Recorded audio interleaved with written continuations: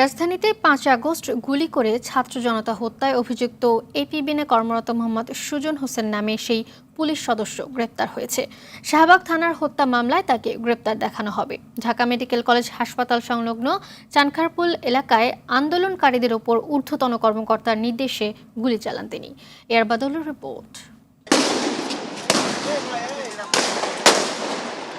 ৫ August বৈষম্য বিরোধী ছাত্র আন্দোলনের মার্চ টু ঢাকা কর্মসূচি ঠেকাতে রাজধানীর চানখারপুল মোড়ে অবস্থান নেয় পুলিশ সদস্যরা। শেখ হাসিনার পতনের আগ মুহূর্তে অন্যদের পাশাপাশি এপিবিএনের সদস্য সুজন ছাত্র জনতার উপর একের পর এক গুলি ছুটতে থাকে। কখনো হাঁটুর উপর ভর করে ছাত্র জনতাকে লক্ষ্য করে গুলি করতে থাকে সুজন।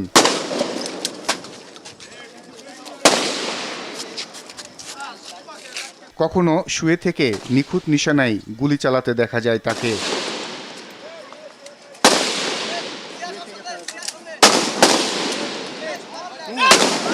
এ সময় গুলিবিদ্ধদের ঢাকা মেডিকেলে নিতে দেখা যায় আন্দোলনকারীদের।